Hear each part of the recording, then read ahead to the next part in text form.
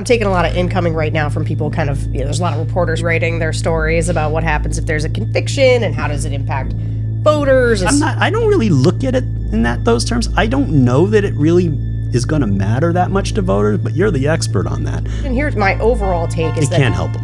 A conviction hurts him on the margins, but in an election that's going to be decided on the margins, it matters. Okay. It matters.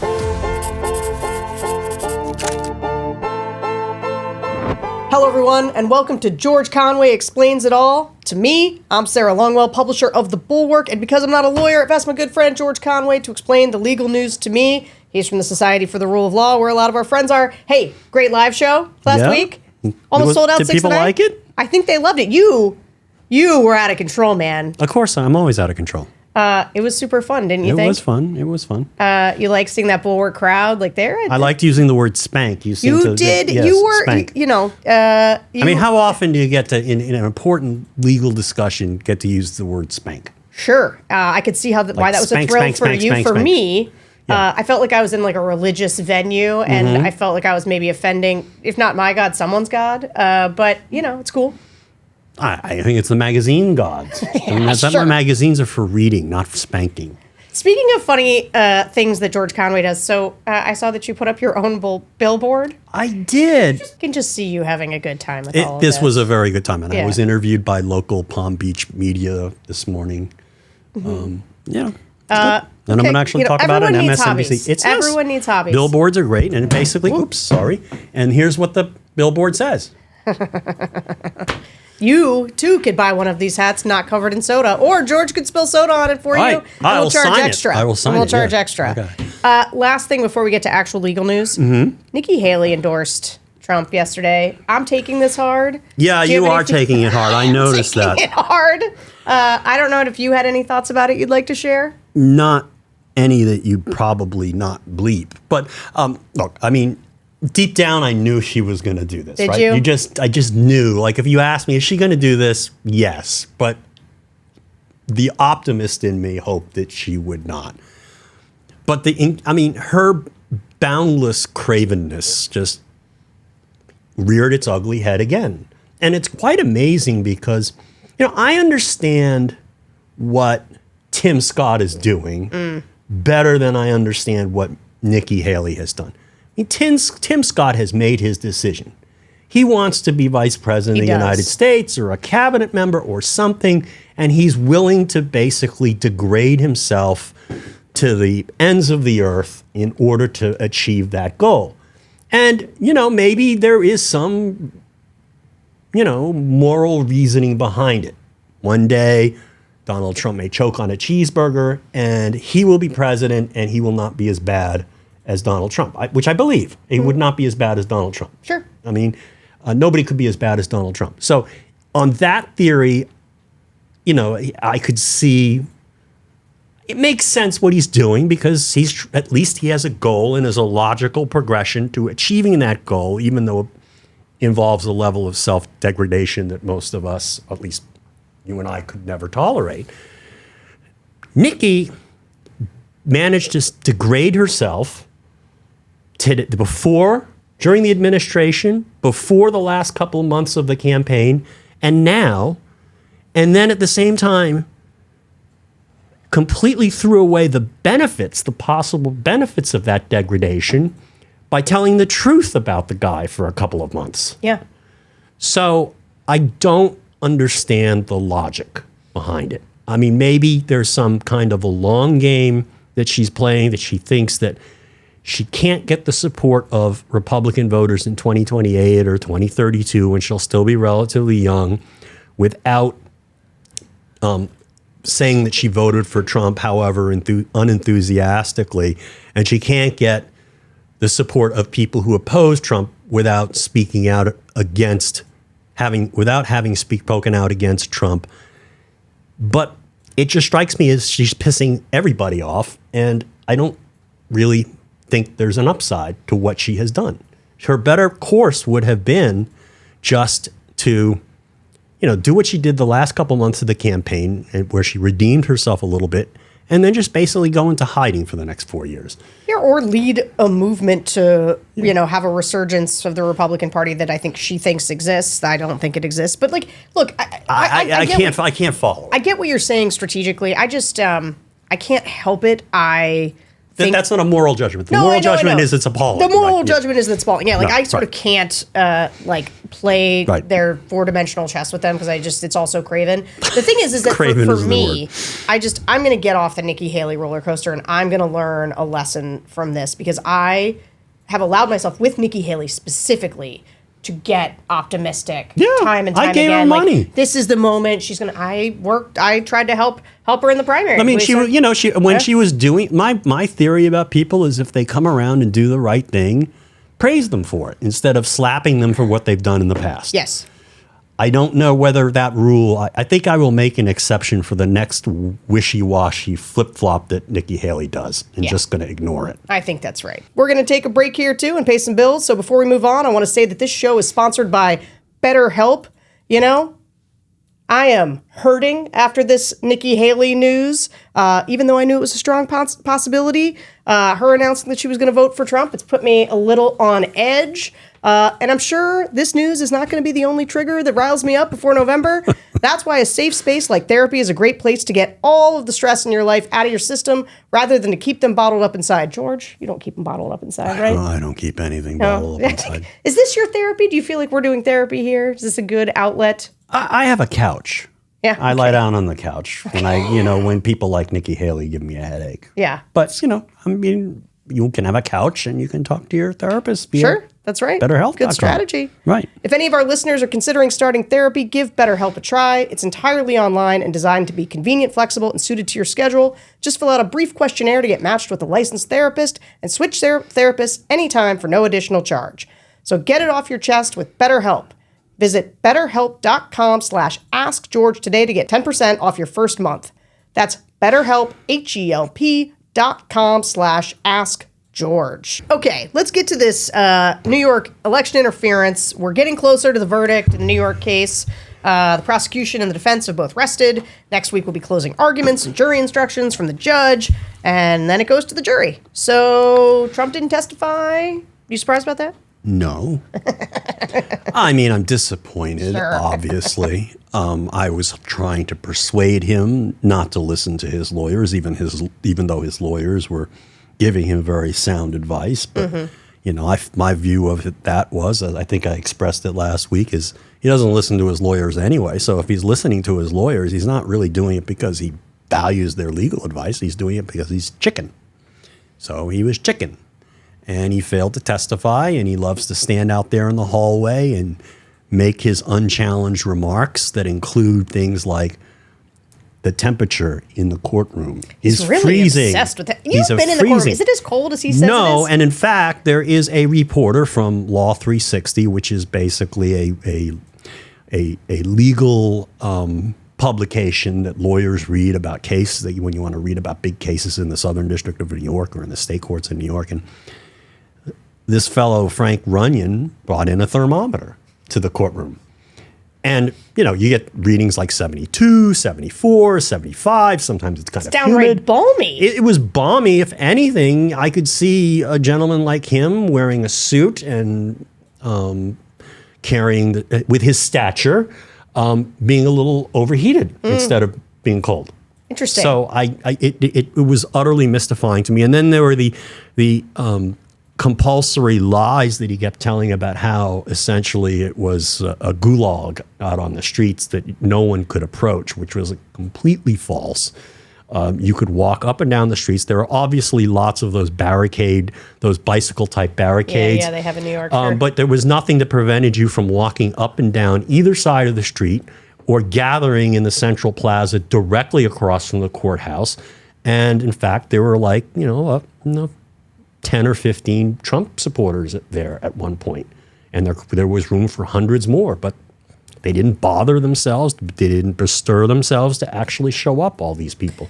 Maybe you could have gotten a third of a subway car. I don't know. If you let the Republicans in Congress, they probably all would have showed up for the I think at some auditions. points, there might have been more Republicans in Congress there than actual Trump Trumpers. Right. I mean, regular Trumpers. All right, so the prosecution called 20 witnesses during the trial, including David Pecker, Stormy Daniels, Hope Hicks. And we all talked about them in earlier episodes, but the key witness for the prosecution was Michael Cohen. Michael Cohen, which we talked about a little bit in the live show. But after the live show, the team spent about 3 days cross-examining Cohen. So how did he do on cross? He did very well. I think the object of the cross of Cohen was to point out all the different things he has lied about and done wrong in his life. The problem, it didn't strike me as particularly effective. I attended one full day of his cross. It didn't strike me as particularly effective because it was already brought out on the direct examination in a very matter-of-fact way, and he owned everything. And a lot of the false, the bad behavior he had engaged in on behalf of the defendant. So there wasn't much effect to it. And the only moment, and the other thing about the cross-examination is, and I'm surprised because I was told that Todd Blanche, the lawyer conducting it, was a very good lawyer. I guess by some standard he is. He was a former assistant United States attorney. A lot of people I know him. They practiced with him in the Southern District U.S. Attorney's Office. But one thing about prosecutors is they don't really know how to cross-examine witnesses. And the reason is because they're the ones always putting on the direct case with the witnesses that are cooperating with the government.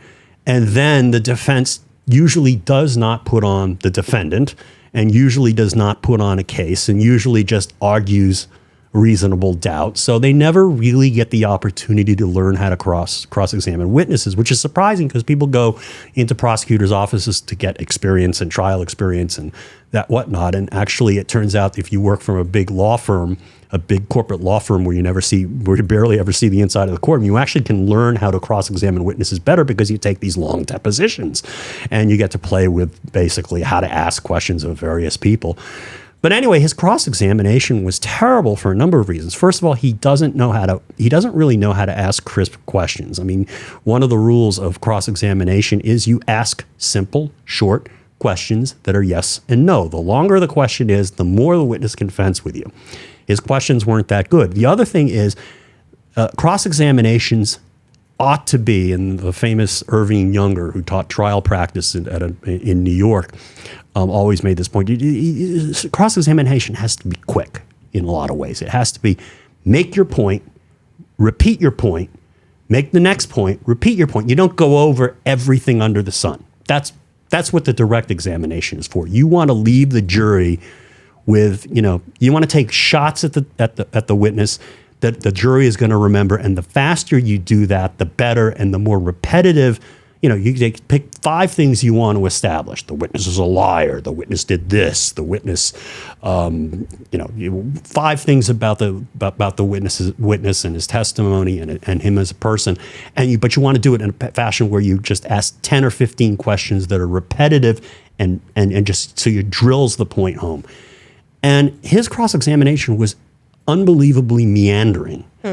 And it was oddly structured because there was one point that he actually made, apart from the saying you pled guilty to this and you lied about that, and which is all fine, but he did it in a meandering and disorganized way. The one point that he actually had, the other problem with the cross is that it didn't actually deal with Cohen's testimony. It dealt with everything else he had done in his life, but it didn't really, for the most part, with this exception I'm about to get to, go to challenging what he testified in this case about the charges in this case and about what Donald Trump did, except for this one thing, which he did on the second day of cross just before lunch. And it was almost random. It was a cross-examination about a phone call that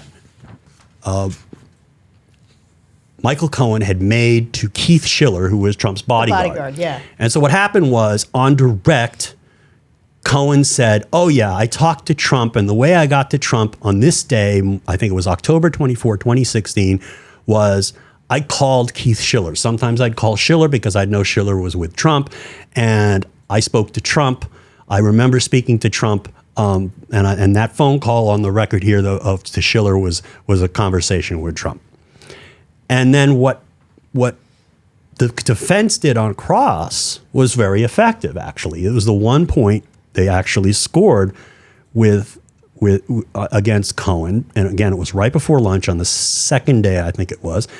And they had a record of texts between Cohen and Schiller that showed that Cohen had been texting Schiller about some harassing emails or text or something that he had been receiving from some teenager. I mean, it doesn't matter what it was, but it was just he was complaining about it. And he wanted to talk to the FBI, and Schiller was the security guy. So he says, "What do I do about this?" And then right just before that phone call was made, Schiller says, "Call me." And then the phone call occurs, and if you put the timeline together, and then there's something after the phone call, a couple minutes later that related to that same topic that didn't have anything to do with Trump.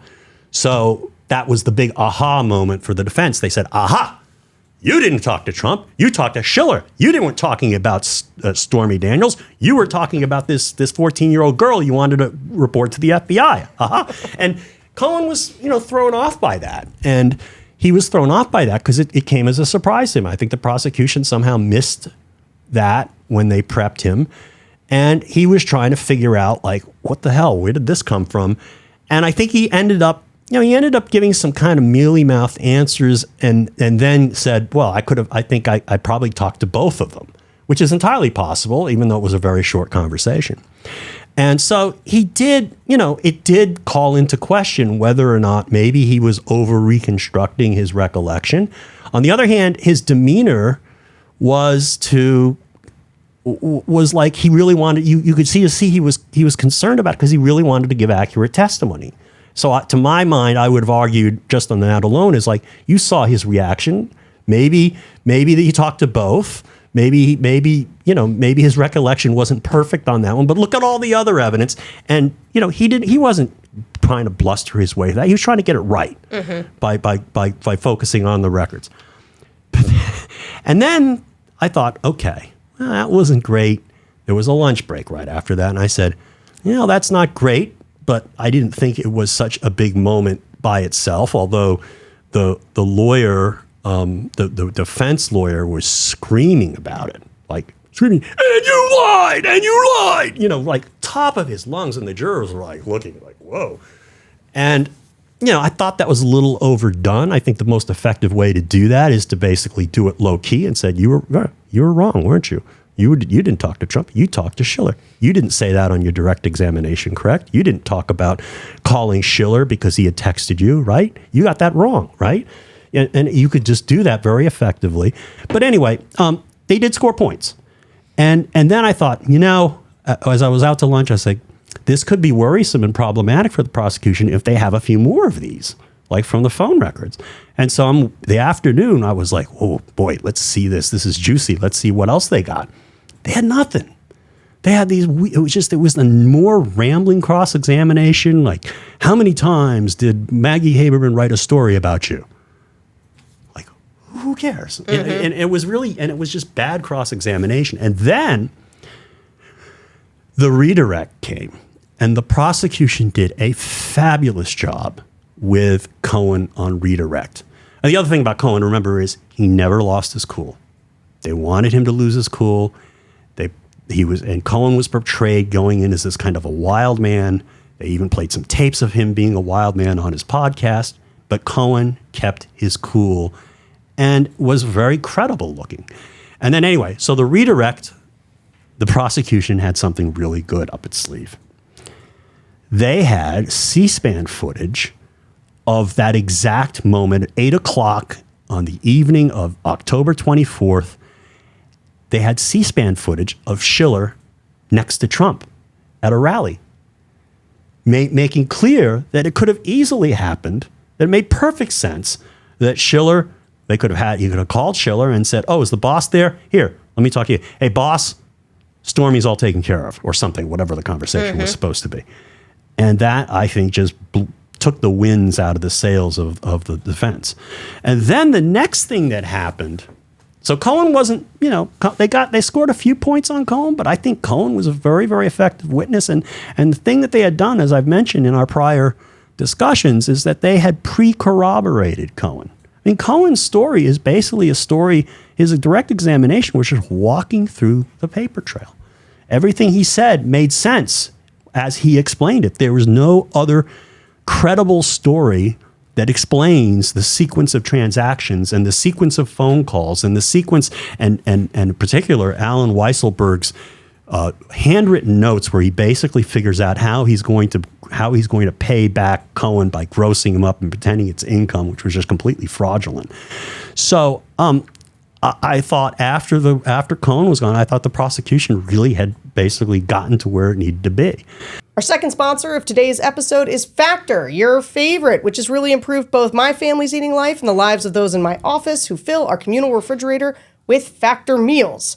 Warmer, sunnier days are fast approaching, and fueling up for them with Factor's no prep, no mess meals is the perfect way to get ready for them.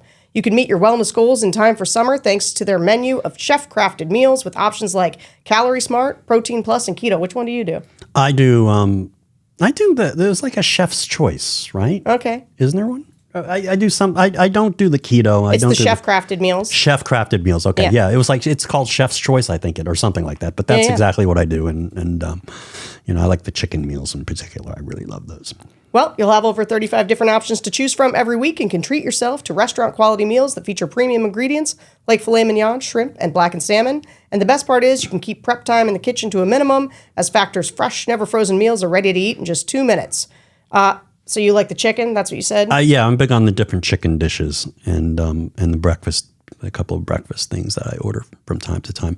And what's great is like if you end up not eating as many, you can kind of cut the order back. Like, for example, I've been traveling back and forth to New York. Sure.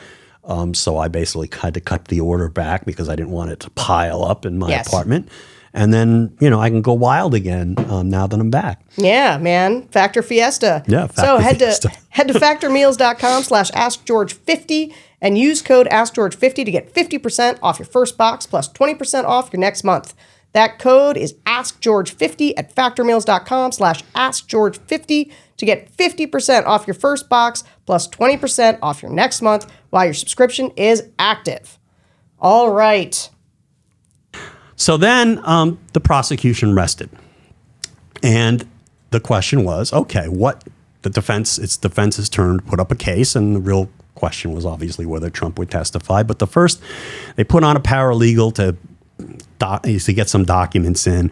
And then the one substantive witness they ended up calling, not Trump, was this fellow named Bob Costello, who was... The reason why they called him, I think, is that this guy had testified on the Hill before one of the Crazy House committees and made a big deal about how Cohen was a liar. And it got a lot of play on Fox News. And then people on Fox News for about a week and a half were clamoring, "You got to call this guy. He's the kill shot witness." And I think Trump fell for that. And what happened was there was reportedly a debate on the Trump team as to whether or not to call Costello. But if Fox News says you call Costello, what do you think the boss is going to say? Sure. Kill shot, right? Kill shot witness. This guy's going to kill him because he says, and the story was that this fellow tried to get Michael to hire him as his lawyer after the U.S. Attorney's Office and the FBI executed a search warrant on Michael's home and offices in 2018. And so there was a lot of back and forth about that.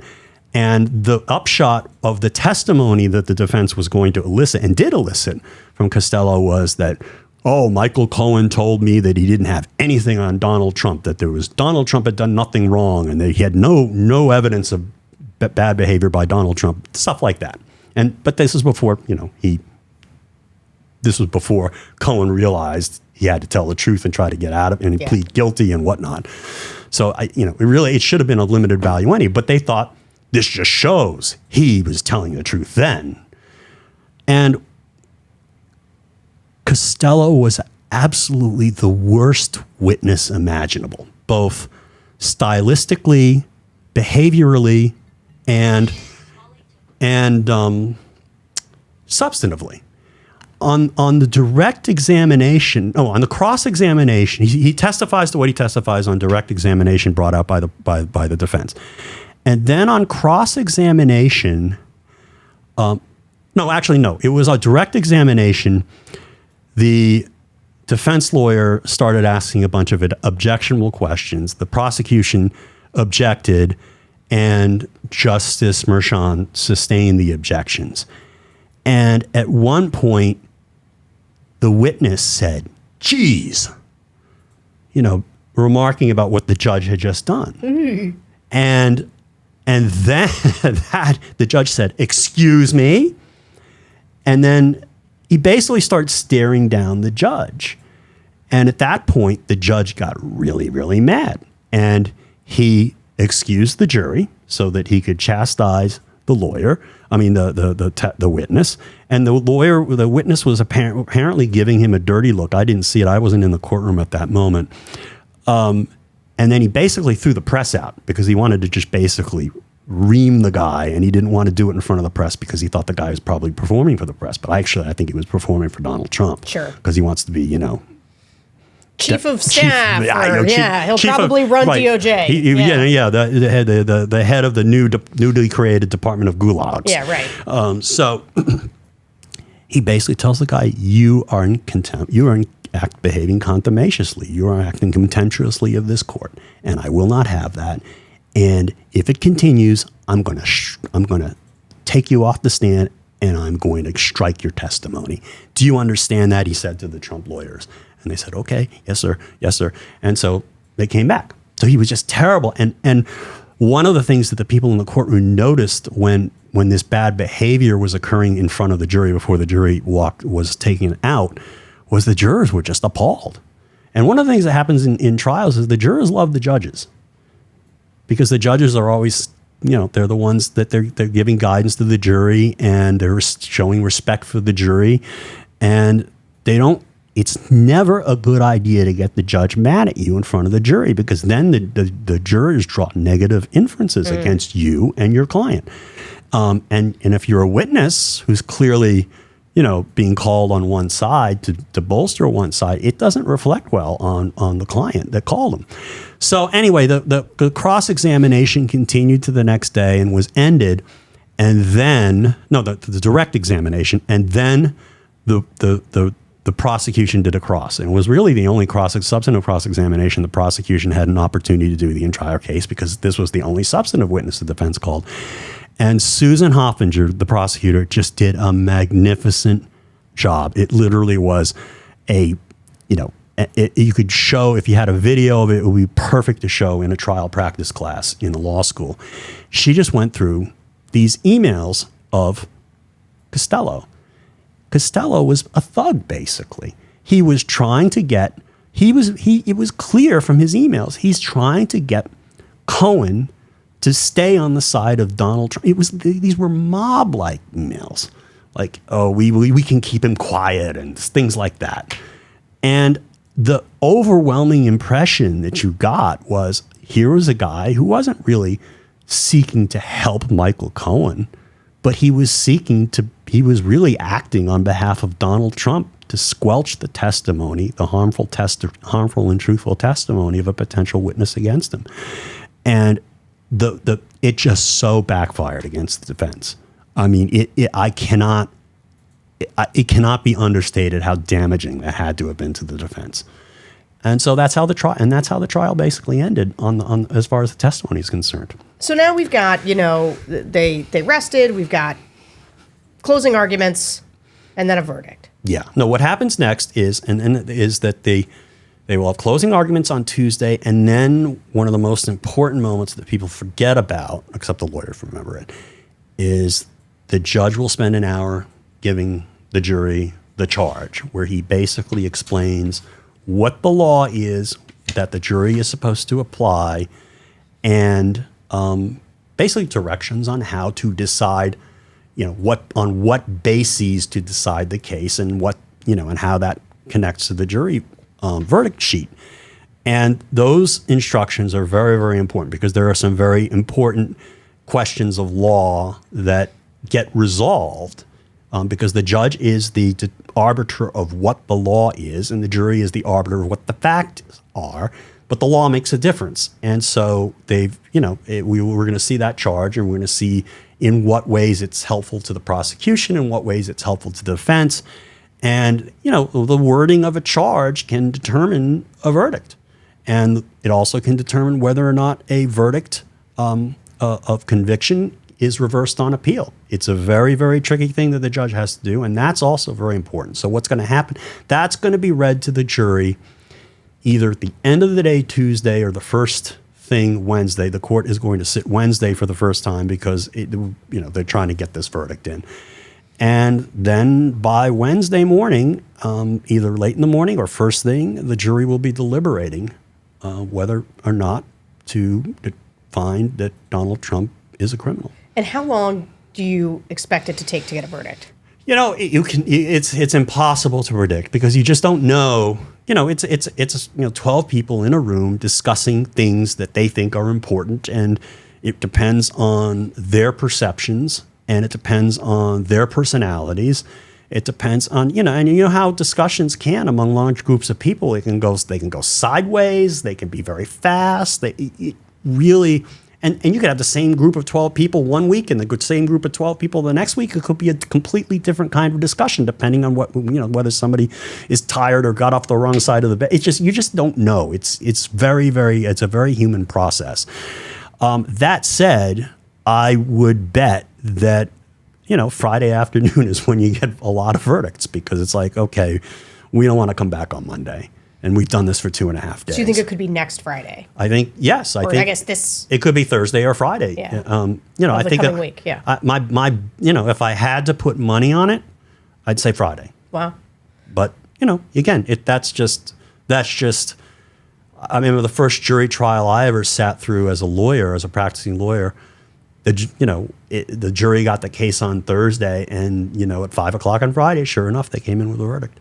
So you have been bullish on the prosecution this whole time. Yeah. You felt like they have done their job, done a good job. And so do you expect this jury to come back and find him guilty? I do, but but with the qualification that you just don't know what happens with juries. You don't know. You could have a couple of holdouts. I think if I had to lay percentage odds, which is just a foolish thing to do, I would say it's probably 70% or 80% likelihood of conviction and a 20 to 30%, maybe even less than that, chance of a hung jury. Actually, probably less than that, and a very small sliver of a pure acquittal. I just don't see that happening. And you have to remember too, they're just different ways you could slice it. They could find him guilty on some counts and not others. I'm not sure what the dividing line would be. Maybe one dividing line would be for the counts that involved the checks that were signed on his personal account by him. That could be, I could see somebody saying, well, I'll convict him on that. The rest, I don't know. But that's all speculation. But yeah. I think, I don't think the prosecution, I think the prosecution did what it had to do. And the only dent they ever made on Cohen was that one issue about that one phone call, but it's a sliver of the testimony and evidence against Trump. And I think that the redirect of Cohen diffused that. But hey, that's my thought. My unbiased thought. Sure. But that's we'll see. So that's the thing about trials is you never know. I'm taking a lot of incoming right now from people there's a lot of reporters pre-writing their stories about what happens if there's a conviction and how does it impact voters. And, we've been asking about the trial. Yeah, I don't really look at it in those terms. I don't know that it really is going to matter that much to voters, but you're the expert on that. I think people have made up their minds already about him. Well, what's interesting is that when we ask people in the focus groups, they're not really following the trial very closely. And the ones who are pretty confused, actually. There was a woman who said something that I thought was illustrative. And I think because they can't see it, it's being filtered through the media. And so she was saying, when I turn on Fox News, I think the case is going to get thrown out. Of course. And when I turn on ABC, I think Trump's going to jail. Right. And I just don't know what to believe. And so I think that a conviction, here's my overall take is that it can't help him. a conviction hurts him on the margins, but in an election that's going to be decided on the margins, it matters. It matters.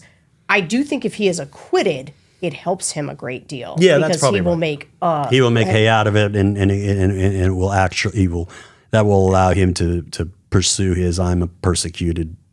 Complete and total exoneration, and yes, they were out to get me. I don't understand like, the hung jury thing. Did they just retry it? What did they do? The hung if the jury hangs, and the jury doesn't have to hang on every count. They could basically convict on 10 counts, hang on 10.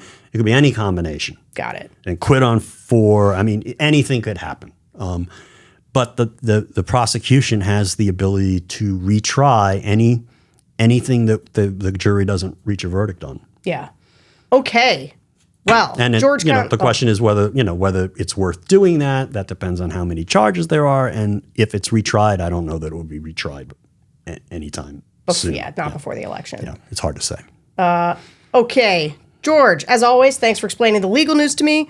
Don't forget to hit subscribe, leave us a review on your podcast app, email us at askgeorge@thebulwark.com, and we will see you guys next week. Bye. Well, George Conway, he's a man with a plan. Got to sit down with Sarah Longwell, take a stand, explain all the legal problems they're piling high. With Donald Trump, oh my, oh my, oh my. He said, Sarah, let me break it down for you. There's obstruction of justice, corruption too, the legal tangles and troubles, they're growing fast. It's a storm that's gonna last.